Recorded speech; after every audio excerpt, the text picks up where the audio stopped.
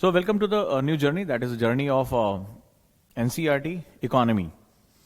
तो NCERT economy में आप लोगों का बहुत बहुत स्वागत है और हम नई जर्नी को शुरुआत करने जा रहे हैं। इकोनॉमी का अब मेरा एक पढ़ाने का अंदाज है, कहानियों के माध्यम से मैं पढ़ाना चाहता हूँ। और ये तो खैर आप लोग इसके साथ जुड़ गए हैं, योजना कुरुक्षेत्र और आंसर राइटिंग बैच के साथ। धीरे धीरे सोचना शुरू करिए कि why it is very important for answer writing, और ये सारे बैचेस हैं। खैर हम आगे चलते हैं और अपने काम को करते हैं। और जब हम इकोनॉमी शब्द के साथ जुड़ते हैं, जैसे कि आप लोग का मैसेज आ गया कि वॉइस इज ओवर, तो हमारे पास प्रॉपर आ रही है आवाज, तो हम इकोनॉमी को शुरू करते हैं। इकोनॉमी और इकोनॉमिक्स, जब हम एनसीईआरटी की बात करते हैं तो आप आश्चर्य करेंगे, मैंने आपको एक रेशियो दिया था कि I will take 40% time for geography, right, nearly 30% time for जो हमारी हिस्ट्री है, 20% टाइम फॉर पॉलिटी, राइट, और जो 10% हमारा टाइम होगा इट्स ओनली फॉर इकोनॉमी। ये सेगमेंट होता है, ठीक है। क्यों? क्योंकि ज्योग्राफी में एक बहुत बड़ा पोर्शन हमारा इकोनॉमिक ज्योग्राफी का वो अपने आप में कवर करता है, जिस हिसाब से मैं पढ़ाता हूं। तो बेसिकली जो इकोनॉमी है इसके लिए 10% टाइम क्यों लगता है, इसीलिए बैच मैंने पहले भी कहा था कि मैं शुरुआत में ज्यादा समय लेता हूं, मैं फनल के फॉर्म में पढ़ाता हूं, मैं ऐसे सब्जेक्ट को लेता हूं जो बहुत चैलेंजिंग होता है, ठीक है। जनरली टीचर हिस्ट्री से शुरू करता है और मैं ज्योग्राफी शुरू कर रहा हूं क्योंकि वो मल्टी डायमेंशनल अप्रोच क्रिएट करता है। हमें भी समय में होता है, शुरुआत में जोश होती है, ऊर्जा होती है, तो हम उसको एक डायमेंशन क्रिएट कर पाते हैं। 10% टाइम क्यों? क्योंकि जब आप एनसीईआरटी इकोनॉमी में होगा, this is a worst book. अब मैं जो कहने जा रहा हूं बहुत इंपॉर्टेंट है कि एनसीईआरटी की जो इकोनॉमिक्स है वो बहुत ही वर्स्ट किताब है, सबसे बर्बाद किताब है। वो इकोनॉमी में तुम्हें कहीं भी लेकर नहीं जा रही है। बहुत खुले मंच पे कह रहा हूं, मतलब उसमें जो जानकारियां दी हैं वो बेसिकली माइक्रो इकोनॉमिक बेसिक जानकारियां ज्यादा हैं, जो कि आज के हमारे बदलते परिदृश्य में वो काम नहीं कर रही हैं।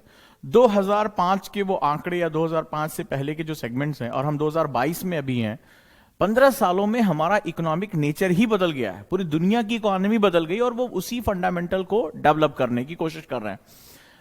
हमारा इकोनॉमी का सिलेबस ही 2011 में चेंज हो गया। 2005 की बात अलग है, 2011 में हमारा सिलेबस चेंज हो गया और हमने इकोनॉमी वर्ड को आगे मूवमेंट किया, और इकोनॉमी वर्ड को हमने नाम रखा इकोनॉमिक्स एंड सोशल डेवलपमेंट। अगर आप कभी भी जाएंगे तो आप यूपीएससी का जब सिलेबस देखेंगे तो ये शब्द को रिप्लेस कर दिया गया इसके साथ। सिर्फ शब्द का रिप्लेसमेंट नहीं हुआ, पूरा ओरिएंटेशन रिप्लेस हो गया है। जब यूपीएससी किसी भी शब्द के साथ, मतलब पागल थोड़े ना था, कहां इतना छोटी प्रिंटिंग का खर्चा इतना कम है, कहां अब इकोनॉमिक्स एंड सोशल डेवलपमेंट की बात कर रहा है। तो दैट मीन्स जहां पर एनसीईआरटी जो है वो बेसिकली कुछ फंडामेंटल्स डिस्कस करता है, कुछ basically micro economics fundamental discuss करता है, डिमांड, सप्लाई, प्रोडक्शन। यूपीएससी कहता है कि हमें नहीं चाहिए तुमसे वो रटी रटाई चीजें, तुमने जीडीपी याद कर लिया, जीएनपी याद कर लिया, फॉर्मूले याद कर लिए, एक्सपोर्ट इंपोर्ट याद कर लिया ना। वो ओरिएंटेशन शिफ्ट है। तो सबसे पहले ये समझो कि ओरिएंटेशन शिफ्ट क्या होता है। 2011 में ये हमें सबसे पहला ओरिएंटेशन शिफ्ट जब यूपीएससी में चेंज हुआ आईएएस के सिलेबस में, तो यहां पर ये चेंज देखने को मिला। और ये रिसेंटली चेंज हमें UP PCS, MP PCS, Bihar PCS और आरएएस का जब सिलेबस चेंज हुआ तो हमें ये शिफ्ट जो है वो बहुत बड़े ब्रॉडर पैमाने पर और दिखाई पड़ा। सारे स्टेट्स एग्जाम ने यूपीएससी को फॉलो किया। ये जो शिफ्ट है, ये जो हमारा डोमेन है, आप जितने भी स्टूडेंट हैं, चाहे कहीं भी पढ़ रहे हो, कैसे भी पढ़ रहे हो, ये इस बात को समझने की कोशिश करना कि ये सिर्फ शब्द नहीं है, ये बहुत बड़ा डायमेंशनल शिफ्ट है। इसका मतलब है जहां पर ये एब्स्ट्रैक्ट इकोनॉमिक्स है, इसको मैं सामान्य भाषा में भी आप देखेंगे, इसको मैं एक नाम दूंगा और इसको मैं जनरली बोलता हूं crude economics. This is known as crude economics. इसको मैं एब्स्ट्रैक्ट इकोनॉमिक्स या क्रूड इकोनॉमिक्स कहता हूं। दुनिया भर की जो जितनी भी पुरानी किताबें हैं वो इसी मेथड पे बनाई गई इकोनॉमिक्स। इकोनॉमिक्स बहुत वेरिएबल सब्जेक्ट है, लगातार अपने आप को बदलता रहता है, लगातार जो है हमारे आर्थिक व्यवहार, आर्थिक जगत, आर्थिक चीजें, यहां तक कि अभी रिसेंटली मैं एक रिसर्च पढ़ रहा हूं, एक नई किताब आई है, इंडिया आफ्टर पैंडेमिक या वर्ल्ड ऑर्डर आफ्टर पैंडेमिक। मतलब 2020 में कोरोना काल से पहले की इकोनॉमिक्स और 2020 में ये जो पैंडेमिक हुआ इसके बाद पूरी दुनिया की इकोनॉमिक्स बदलने लगी। और उसमें भी इंडिया ने बहुत अच्छा काम किया, और इंडिया में एक तरह से सोशियो इकोनॉमिक जो पैरामीटर्स हैं उस पर बहुत जंप किया है। ये जंप हमें दिखाई नहीं पड़ रहे हैं। अभी कल हमारी रिपोर्ट आई कि हमारी जीडीपी ग्रोथ अभी दुनिया के बाकी हिस्सों के कंपैरिजन में ज्यादा होगा। बट इस 2 साल में ऐसा बहुत कुछ हुआ है जो है, इसे कहते हैं कि बिहाइंड द लाइन या बिहाइंड द कर्टन्स ऐसा बहुत कुछ चल रहा है जो आने वाले टाइम में हमारा पूरा जो इकोनॉमिक सेटअप है उसको बदल के रख देंगे।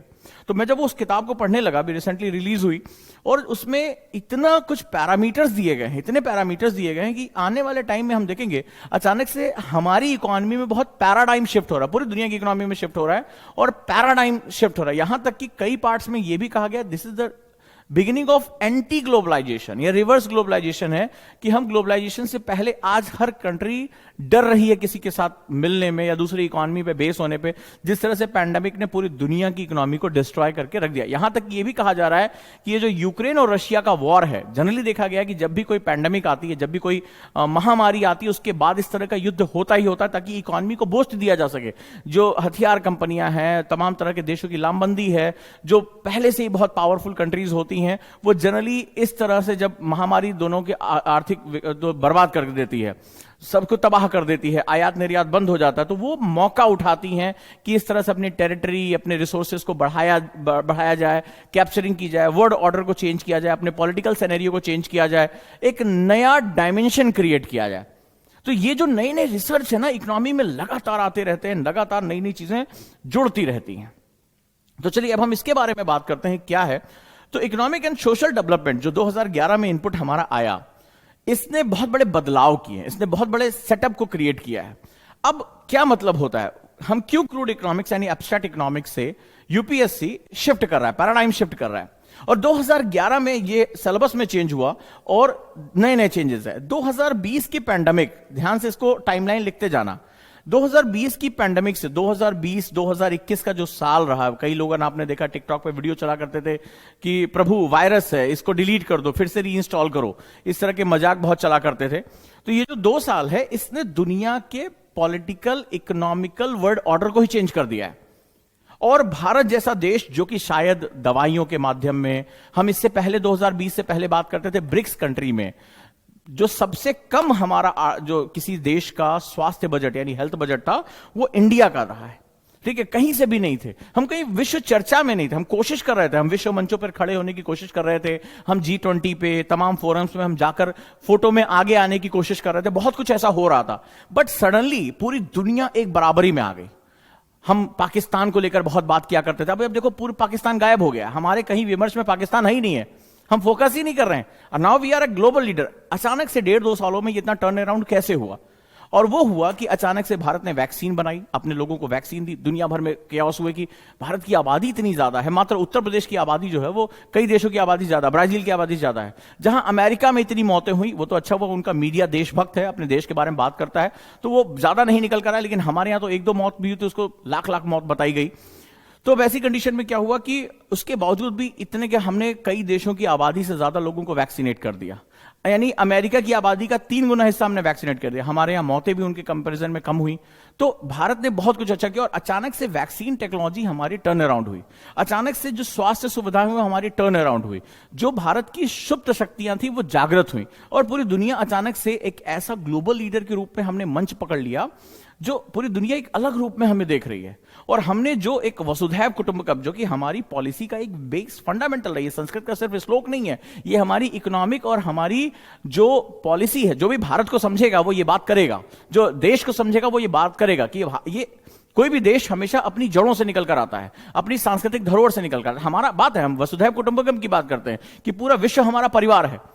और अगर ये नहीं होता तो कल जब ऑपरेशन गंगा चल रहा था तो प्रधानमंत्री ने जब कैबिनेट की मीटिंग की, बोला कि सिर्फ अपने देश के लोगों को नहीं, अपने पड़ोसियों के भी जो बच्चे फंसे हैं उनको भी हम निकालेंगे। ये छोटी मोटी बात नहीं है, ये बहुत बड़ा पैराडाइम शिफ्ट है। कॉन्फिडेंस कहां से आया? हमने बेसिकली, जब भी कोई एक बहुत बड़ा संकट काल होता है तो वहीं पर अपॉर्चुनिटी भी आती है। अब सवाल यह होता है कि देश और देश के लोग किस तरह से उस अपॉर्चुनिटी को ग्रैब करते हैं। और भारत, सरकार की बात नहीं कर रहा हूं, आप चाहे किसी भी सरकार के पक्ष में हो, विपक्ष में हो, डजंट मैटर फॉर मी, ये पूरी लड़ाई भारत के लोगों ने जीती। जब कहा गया कि अनुशासन में रहो, घर के अंदर रहो, तो भारत के लोग रहे। जब डॉक्टरों के लिए थाली बजाई गई, ताली बजाई गई, तो हमारे डॉक्टरों को हमने सम्मान किया। हमारे डॉक्टर फ्रंट लाइन वर्कर्स के रूप में आगे आए, अपनी जान की परवाह नहीं की, जाने कितने लोगों के परिवार उजड़ गए, लेकिन वो लड़े।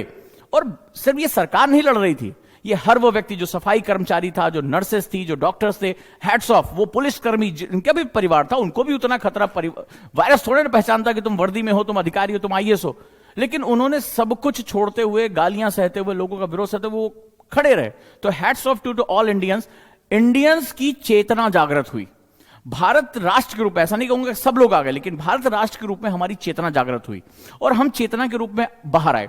अब आप कहोगे कि सर इकोनॉमिक्स में आप मुझसे ये डिस्कशन क्यों कर रहे हैं, हम आप संस्कृति, राजनीति, इसके बारे में क्यों बात कर रहे हैं। मैं फिर से एक बात कहूंगा, और वो इसलिए कर रहा हूं क्योंकि 2011 में एक बहुत बड़ा बदलाव आया, और उस बदलाव को समझे बिना, ठीक है, आप नहीं समझ पाओ। क्योंकि इकोनॉमिक्स का जो कोर शुरू होता है वो शुरू होता है डिमांड और सप्लाई से, डिमांड एंड सप्लाई से। तो डिमांड और सप्लाई से शुरू होता है, मांग और आपूर्ति। अब आप दुकान पर जाओ और बोलो 1 किलो आम दे दो, और वो तुम्हें 1 किलो सेब तौलने लगे, तो कहोगे दिमाग खराब है, आम खाने का मन है, मुझे 1 किलो आम दे दो, और वो 1 किलो सेब तौले, तो क्या होगा, तुम दोनों में तनातनी हो जाएगी। तो वो कहेगा साहब फल ही तो खाना है, कुछ भी खा लो। बोले भाई मेरा पैसा, मेरा मन, मैं आम खाऊंगा, तो तुम मुझे सेब जबरदस्ती क्यों खिला रहे हो। So this is the fundamental demand and supply. जब हम वर्ड इकोनॉमिक्स में आते हैं तो we generally deal with the demand and supply. तुम यहां क्यों हो, क्योंकि तुम एक कोर्स की डिमांड कर रहे हो और मैं उसी अकॉर्डिंग सप्लाई कर रहा हूं, इसलिए यहां पर हो। नहीं हो तो क्या होगा, अभी क्लास छोड़कर चले जाओगे, उसमें कोई बड़ी बात नहीं है। अगर मैं कुछ अपनी कहानी सुनाने लगूंगा, कुछ अलग अलग बात करने लगूंगा, तो तुम क्या होगा, you are free being. Class को ऑफ करो, खत्म करो, ये बकवास करने दो, जांग सर को करने दो जो करना है। बट यू आर डिमांडिंग और मैं सप्लाई में वही चीजें पूरी कर रहा हूं, इसलिए तुम मेरी क्लास देख रहे हो। सो अगर तुम ये काम कर रहे हो तो ये पूरे वर्ल्ड में होता है, पूरी इकोनॉमी में होता है। मैं जिस चीज की डिमांड कर रहा हूं उस चीज की मुझे सप्लाई कर दो। तो ये काम यूपीएससी के लिए भी है, ये उतना ही महत्वपूर्ण है कि यूपीएससी किस तरह के क्वेश्चन की डिमांड कर रहा है। सप्लाई तुम कुछ भी कर, बोले अरे सर नॉलेज ही तो लेनी, हम कुछ भी बकार आएंगे। सर इकोनॉमिक्स हम बहुत जानते हैं। वो कह रहा है कि I don't asking about the economics, I am asking about the economics and social development. And तुमने कभी रुक के सोचा ही नहीं कि इकोनॉमिक्स एंड सोशल डेवलपमेंट होता क्या है, इसकी हमें आवश्यकता क्या है, इसके बारे में हमारी बात कभी हुई ही नहीं। तो अब जो मैं आपसे बात कर रहा हूं कि ये नया वर्ड ऑर्डर क्या है, इस बीच में मेरे रिसर्च क्या है, इस बीच में मैंने जो अभी पढ़ा, the idea of new India, एक नया वर्ड आया आइडिया ऑफ न्यू इंडिया। एक इससे पहले किताब आई थी आइडिया ऑफ इंडिया, और अब आया है आइडिया ऑफ न्यू इंडिया। अब तुम लोग कभी भी अगर तुम लोग डिबेट सुनते होगा तो देयर आर 2 थिंग्स। अब तुमने सुना होगा जैसे जो हमारे हिस्टोरियन थे, जो लेफ्ट हिस्टोरियन थे, जो हमारे लिबरल हिस्टोरियन थे, वो लिखते थे आइडिया ऑफ इंडिया। अब आपने देखा होगा there is a new thing, idea of new India की बात हो रही है। We are thinking about after pandemic Indian economy कहां है, ग्लोबल वर्ल्ड ऑर्डर कहां है। इत्तेफाक नहीं था कि जैसे अभी पेंडेमिक खत्म होने लगा और अचानक से युद्ध की जो है रणनीति आने लगी, विश्व युद्ध आने लगा। तो ये चीजें जो तुम सोच रहे हो कि ऐसे कुछ हो रहा है, हर चीज के पीछे एक कॉज है। वही कॉज तुम्हें समझाने की कोशिश करूंगा, तुम्हें मजा आएगा इसमें। लेकिन उससे पहले यह समझना है कि न्यू वर्ल्ड ऑर्डर क्या है हमारे लिए।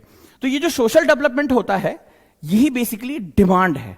तुम अपनी इंफॉर्मेशन, अपनी नॉलेज को इसके अकॉर्डिंग सप्लाई करोगे, यूपीएससी वाला तुम्हें गले लगा लेगा। चलो भैया तुम्हारी बहुत आवश्यकता है, लबासना में आओ ट्रेनिंग करते हैं।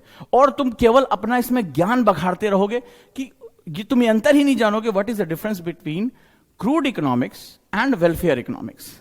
तो जब तक तुम ये पैराडाइम शिफ्ट, ये जो बहुत बड़ा परिवर्तन हुआ है, इसके अंतर को नहीं समझोगे, सर इकोनॉमिक्स हुआ पढ़ा दीजिए, सर इकोनॉमिक्स हुआ करा दीजिए, इकोनॉमिक्स हुआ कब कराएंगे सर, कब डिमांड सप्लाई पढ़ाएंगे, तो उसका कोई फायदा नहीं निकल कर आएगा। It's just a waste of time, just a waste of time and nothing else.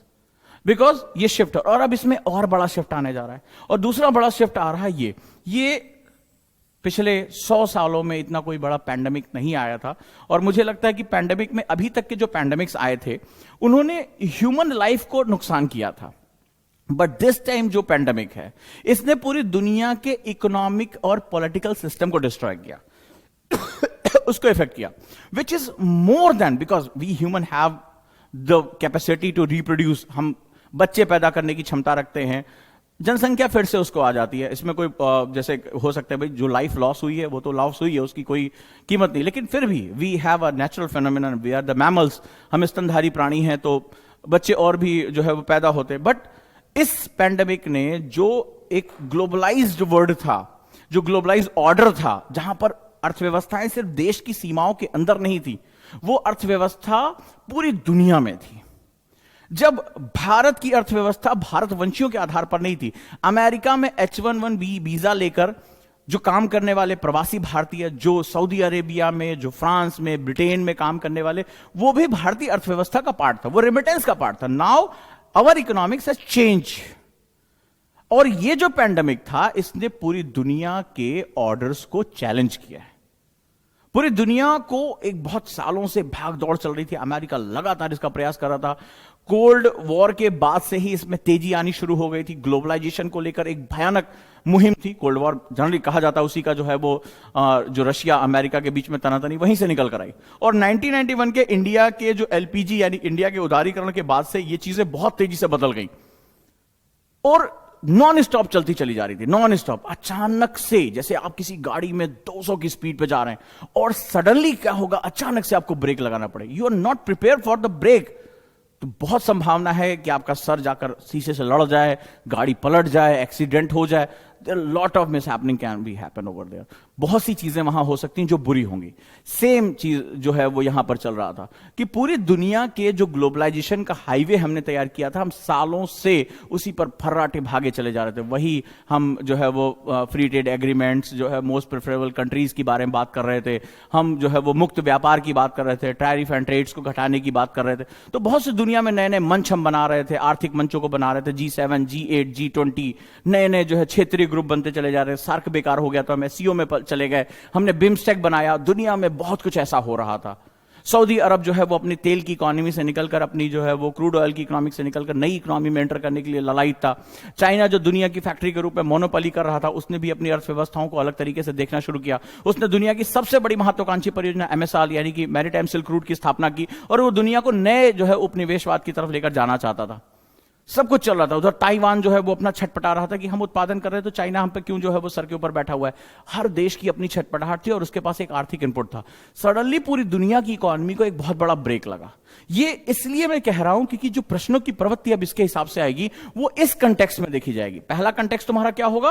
पहला कंटेक्स्ट होगा सोशल डेवलपमेंट, यानी कि इकोनॉमी की हेल्प से तुम कैसे अर्थव्यवस्थाओं में नया बदलाव लेकर आ सकते हो। अर्थव्यवस्था का मकसद सिर्फ यह जानना नहीं है कि इकोनॉमी कितना पैसा कमा रही है, इकोनॉमी में कितना डिमांड एंड सप्लाई है, कितना जीडीपी है, कितना जीएनपी, नॉट लाइक दैट। सवाल यह है कि with the help of economy क्या कंट्री अपना जो डीपीएसपी यानी कि लोक कल्याणकारी राज्य की अवधारणा है उसको स्थापित कर पा रही है कि नहीं कर पा रही है। सवाल यह है कि आज जब तुम ग्लोबलाइज जो है इकोनॉमी का हिस्सा हो, यानी क्योंकि ग्लोबलाइजेशन खत्म हो गया है, सिर्फ स्लो हुआ है, स्लगिश हुआ है, लेकिन आज भी हम ग्लोबल वर्ल्ड ऑर्डर के अंदर ही हम आते हैं। तो उस कंडीशन में जहां आज तुम्हारे डायस्पोरा वर्ड बहुत इंपॉर्टेंट हो गया। आज अगर ऐसा नहीं होता तो हमें यूक्रेन से भारतीयों छात्रों को निकालने के लिए इतनी बड़ी मुहिम क्यों चलानी पड़ती, और क्यों आज मतलब सरकार यूक्रेन को मदद कर रही है, रशिया के खिलाफ वोटिंग नहीं कर रही है। चीजों को लिंक करने की कोशिश करो कि कितना बड़ा डायमेंशन हमारा क्रिएट हो रहा है। तो हमें ऐसा क्यों करना पड़ता? ये बहुत इंपॉर्टेंट सेगमेंट है, ये बहुत ही महत्वपूर्ण सेगमेंट है। आप इस समझने की इसको कोशिश करो। तो उस कंडीशन में इकोनॉमी का लक्ष्य क्या है? इकोनॉमी का लक्ष्य है अपने संसाधनों को बढ़ाना, to enhance your resources, education को तैयार करना। तुम अगर ग्लोबलाइजेशन जो है, एक संपाल बार बार मैं इस शब्द का इस्तेमाल कर रहा हूं, ग्लोबलाइजेशन क्या है, कैसे समझाऊं तुम्हें? तो अब ये जानना बड़ा जरूरी है कि ग्लोबलाइजेशन क्या है। समझो इस बात को। तो ग्लोबलाइजेशन ना ऐसे होता है जैसे पानी का झरना होता है ना, वाटरफॉल, ठीक है, बहुत बड़ी बड़ी तुमने बातें सुनी, इस तरह से काम करता है। तो ग्लोबलाइजेशन में जो ये जैसे हमारा जब कोई झरना होता तो पानी, अब देखो मैंने वीडियो डाला था कैंपटी फॉल का, तो पानी ऐसा झरझराता है, वो बहुत तेजी से गिरता है, बहुत स्पीड के साथ गिरता है। तो जो ग्लोबलाइजेशन का एक इनपुट जो है वो ऐसा होता है कि ये हाई लेबर कॉस्ट HLC से लो लेबर कॉस्ट की तरफ भागता है, यानी उच्च श्रमिक लागत। भाई अमेरिकन एक काम कर रहा है, 1 घंटे के वो $400 ले रहा है, ऐसे समझो। इंडियन या बांग्लादेशी एक काम कर रहा है, वो 1 घंटे काम करने का मान लो वो $100 ले रहा है। तो यहां की कोई कंपनी बैठी है एक्स अमेरिका में, तो वो यहां काम कराएगी या यहां काम कराएगी?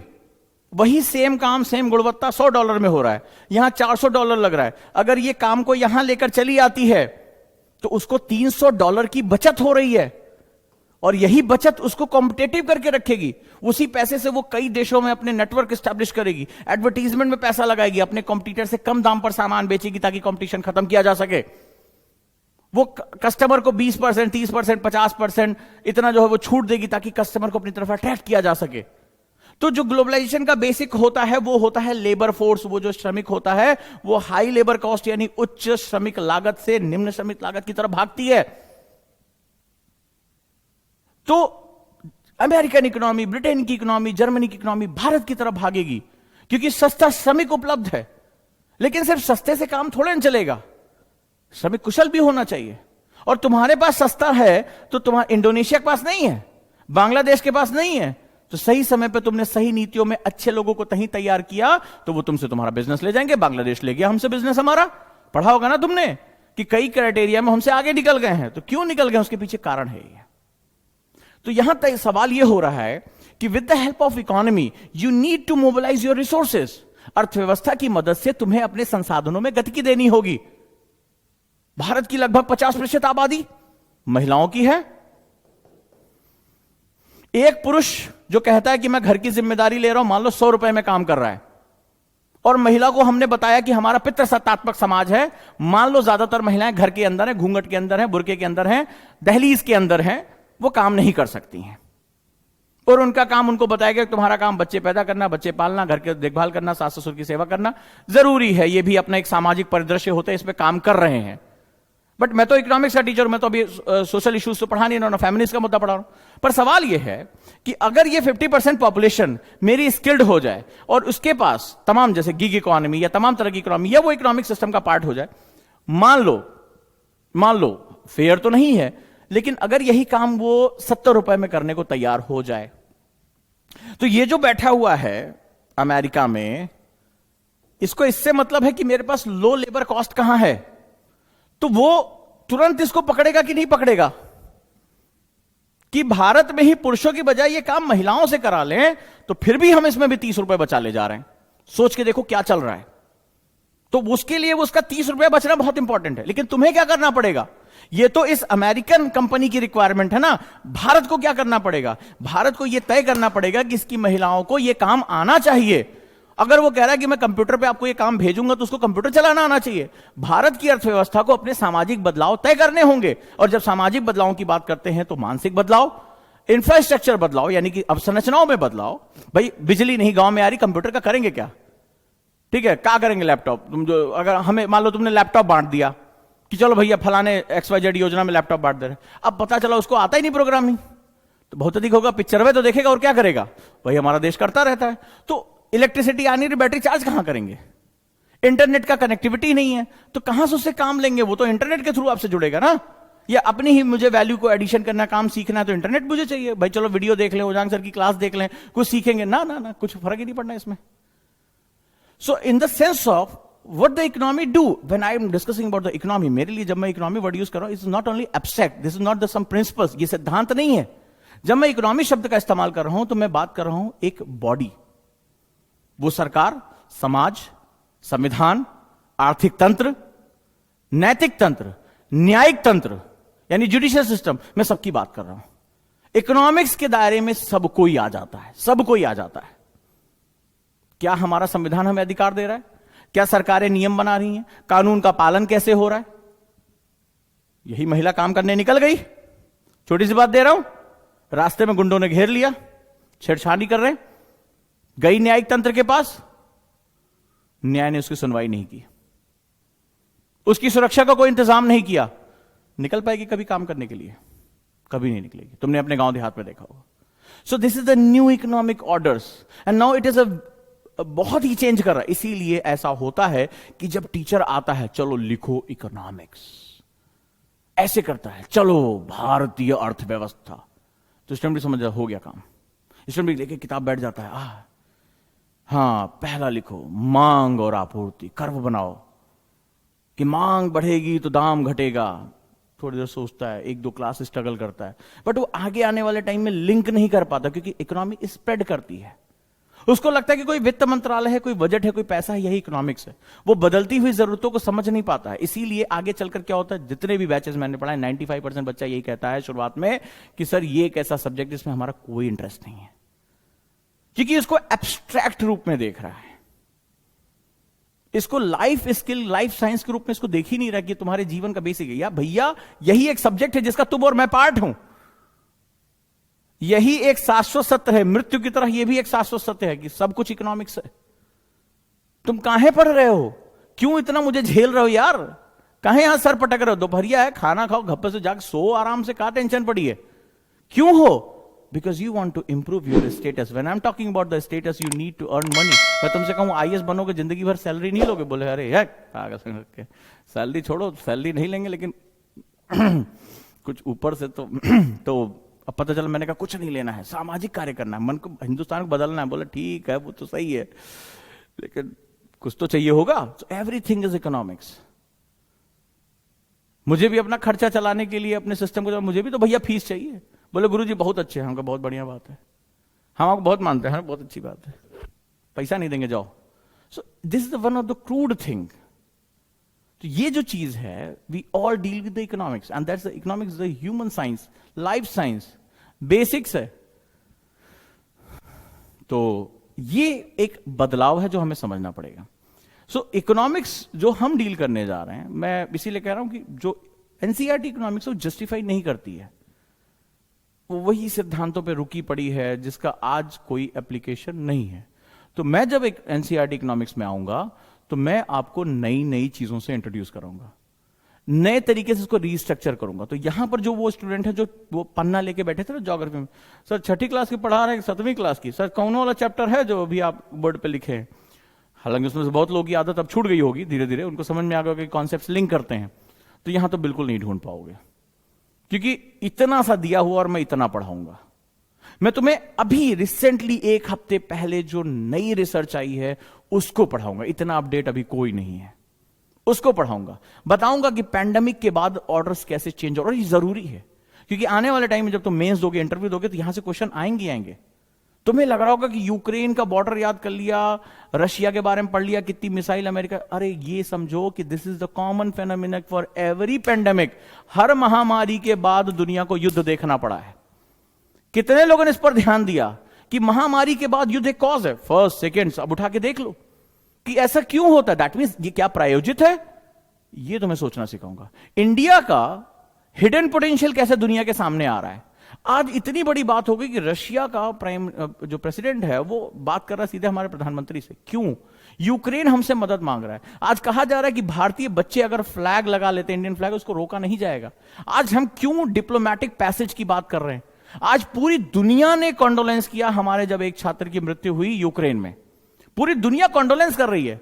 Nobody is talking about the Pakistani student, nobody is talking about the, even though America itself अपने लोगों से बोल दिया कि भैया देखो अपना तुम ध्यान खुद रखो, we are unable to give you the safe passages, but Indian government ने पूरी अपनी डिप्लोमेसी उतार दी है।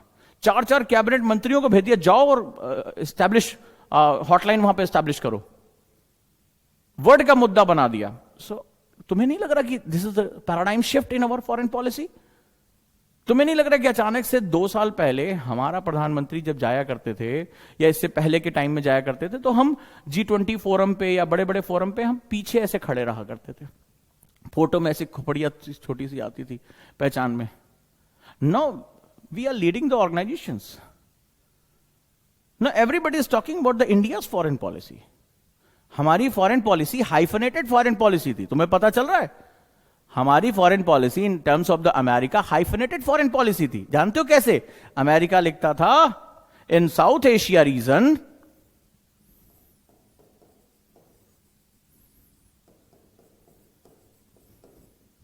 पहले लिखता था पाकिस्तान इंडिया, हाइफनेटेड, यानी कि वो मानता था ये दोनों एक ही शब्द हैं।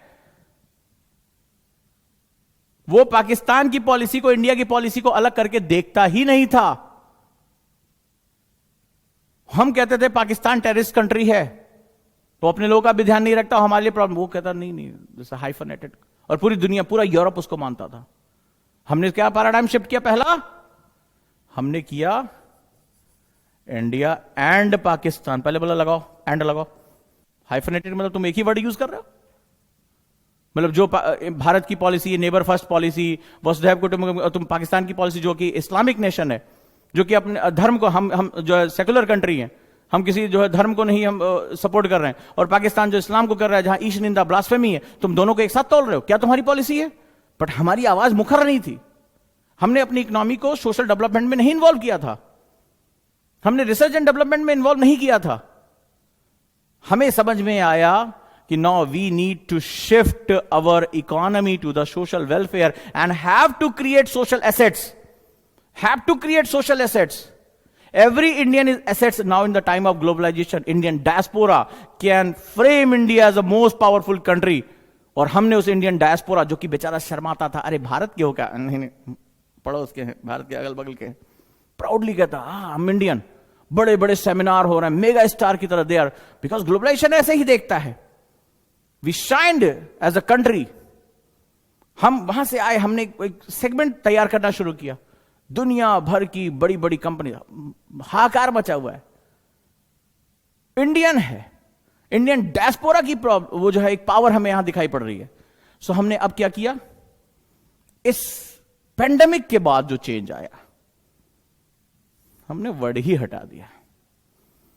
हम चाइना लेकर आए हैं. पाकिस्तान का वजूद ज्योग्राफिकली मौजूद है, इन the terms of the diplomacy गायब कर दिया. तुम्हें पता ही नहीं चला, हमने एक देश गायब कर दिया. आज now we are discussing in the terms of any country, we are talking about India and China. मुझे बताओ कि बात सही है कि नहीं है. We are talking about India and China, but we not talking about India and Pakistan in every sense.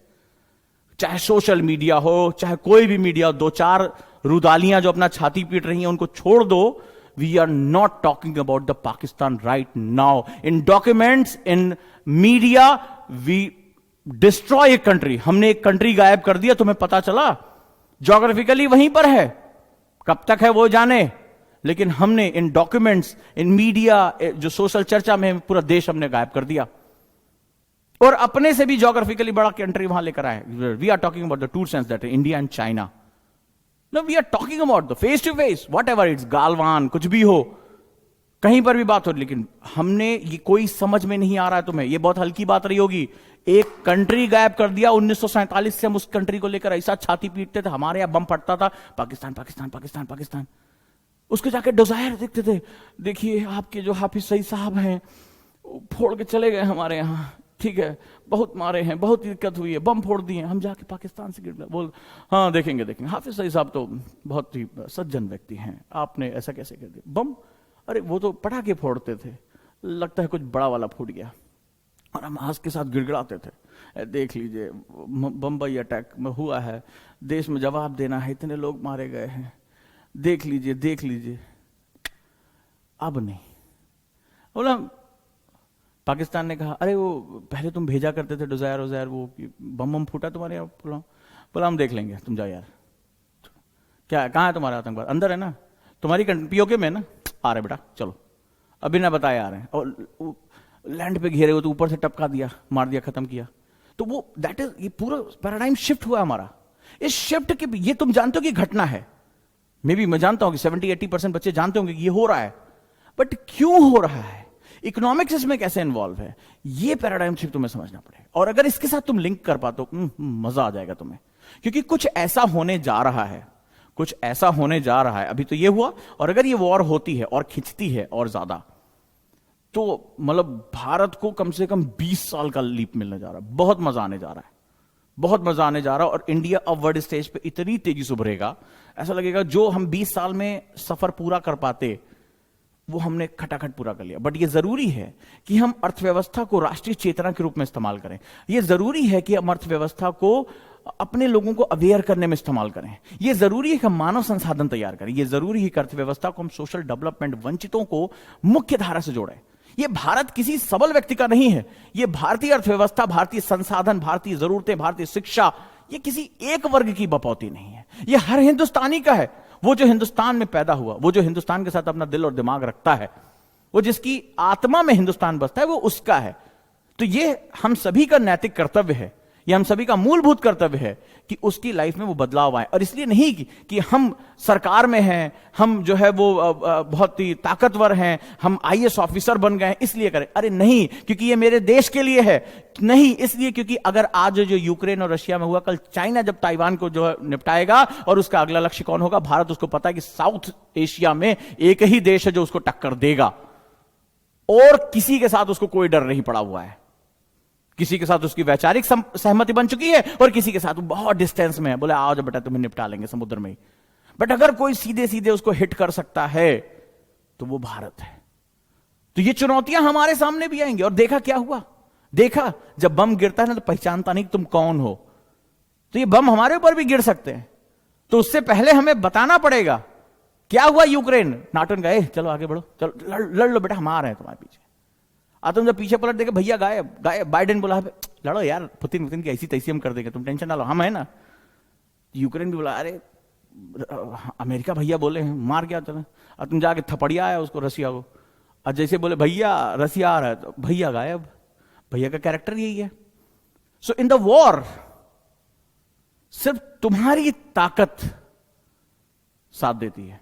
क्या कहा था स्वर्गीय एपीजे अब्दुल कलाम, शांति की बात हमेशा ताकतवर के मुंह से अच्छी लगती है।